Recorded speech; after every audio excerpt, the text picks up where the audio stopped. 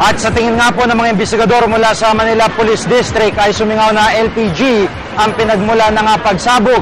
At na-trigger daw ito dahil sa mga naninagarilyo sa labas ng bahay. May live report sa Emil Sumangil. Emil? Ito hapon, sige, sa pag-usad ng investigasyon ng MPD Explosives and Ordnance Division, nagkaroon ng gas leak makarang maiwang nakabukas ang gas kung saan nakakabit ang tangke ng LPG. Dahil kulob, Jiggy, ang bahay at walang bintana sa kusina, naipon daw ang gas sa loob. Matapos ang ilang oras kapag kaipon ng gas, posibleng sumingaw ito palabas kung saan may nagiinuman at naninigarilyo. Pero marahil na nag-trigger ng pagsabog. Nasa Santa Ana Hospital ang 4 sa mga residenteng nasugatan.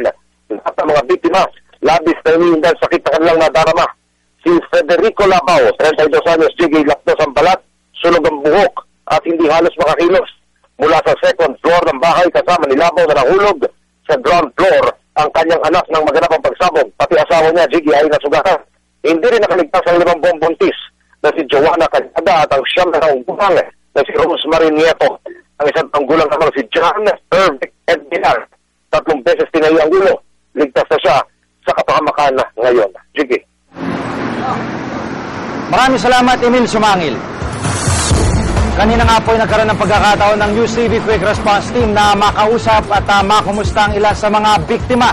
Narito po ang kanilang mga payag. Nandun po ako sa dulo.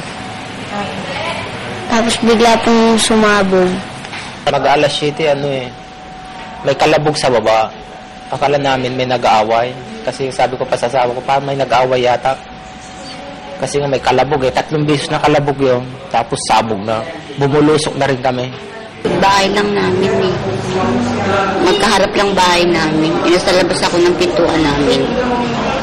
Bigla na lang may sumabog. Inabot ako, lumabas yung apoy.